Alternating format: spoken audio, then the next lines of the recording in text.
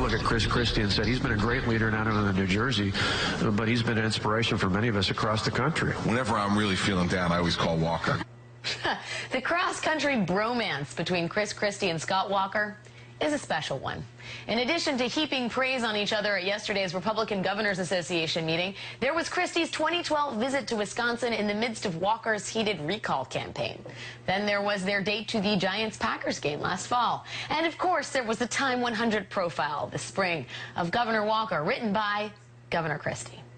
But the Christie-Walker bond runs deeper than mere fandom. Like Christie, Walker has taken a relatively progressive state and turned it into a laboratory for right-wing economic policy. And he has seen those efforts met with disastrous results. Walker took office in 2010, vowing to create 250,000 private sector jobs. 250,000 new jobs. That's my goal. 250,000 new jobs by the end of our first term in office. And what did Scott Walker do to get there? He stripped Wisconsin's public employees, including school teachers, of their ability to collectively bargain. 1,000 miles to the east, Chris Christie has made rolling back pensions for the state's employees a hallmark of his tenure as governor. He has also singled out school teachers, in some cases physically, as a source of the problem. What else did Scott Walker do? He passed a tax cut that blew an $825 million hole in the Wisconsin budget, one that largely benefited the top 1% of Wisconsinites. Over in Jersey, Christie faces an $800 million budget gap going into the end of the fiscal year. His solution? Tax cuts, $600 million worth of them. What about the jobs?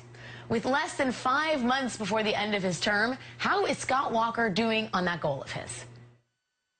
250,000 new jobs. That's my goal. So far, Governor Walker has created less than half of that.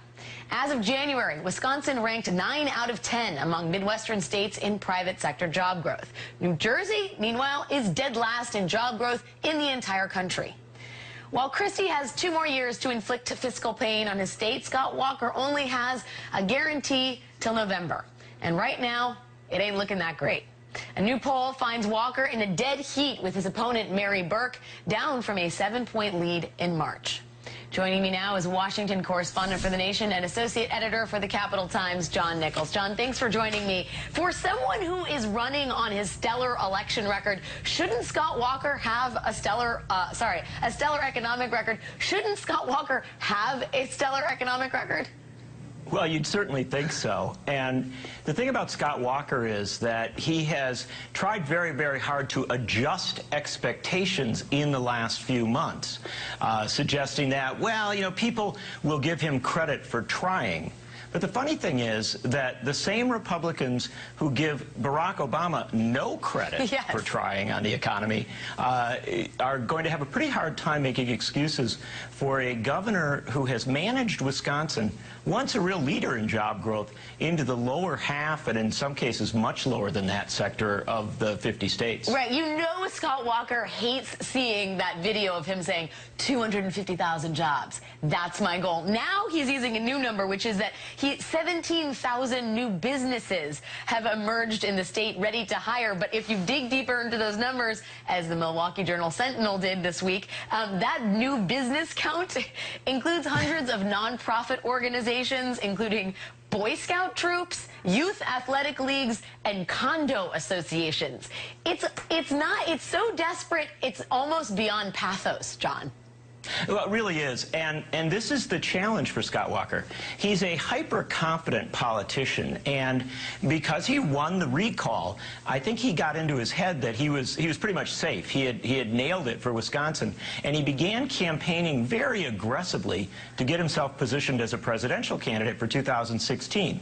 The trouble is that back in Wisconsin, he really took his eye off the ball even more in the last year or so than before. It's ended up with a situation where in many months Wisconsin's job growth is just a disaster, and those new numbers come out and they just don't give him the sort of boost that a governor seeking re-election is looking for. Yeah, and John, if you look at sort of the fiscal stewardship of a lot of these conservative governors, it's been terrible. I mean, it has been blatantly awful. In Kansas, right, where Governor Brownback, who is also up for your election, has instituted tax cuts, revenue is down 45%. spent. There is a $92 million short of projections. In Jersey, we talked about Chris Christie. He's blown an over $800 million hole in the budget. They're almost last in the nation in terms of job growth. And then meanwhile, you know, in neighboring Minnesota, if you're looking at Wisconsin, they have raised taxes by $2.1 billion, and it is now the 5th fastest growing state economy in the country. What I don't understand is the discrepancy here. It's like there is hard evidence proving that these fiscal policies are not working, and yet there's no sense of sort of change or reform within conservative economic thinking. No, it's a real challenge. These people sort of downloaded a theory about austerity roughly a decade ago. Right. They lied to themselves and convinced themselves that this was a workable economic approach. Now they won that 2010 election wave that brought a lot of Republicans in, and they just went forward with this austerity agenda. But what we're starting to see from states across the country is powerful evidence that governors who took charge of their states, adjusted tax policies to get more revenues, really focused on growth, are doing very, very well. The notable thing is that in the upper Midwest, of the 10 states against which Wisconsin is measured, 9 of them are doing better than Wisconsin. So this isn't even just a Democrat-Republican split. It is a split between those who believe in the fantasy of austerity economics versus those who accept the reality that you have to invest if you're going to grow.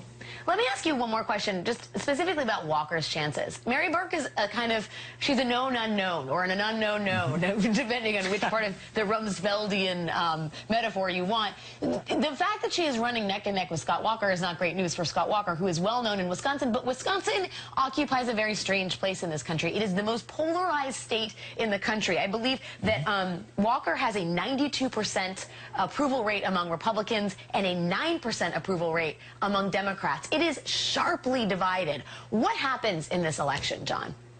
Well, what happens in this election begins to be told now. The story unfolds. Scott Walker has just gotten a poll from a very respected polling outfit that says he's in a tie. That's going to send shockwaves through Republicans, not just in Wisconsin, but nationally. They're going to move a lot of money to start to attack Mary Burke.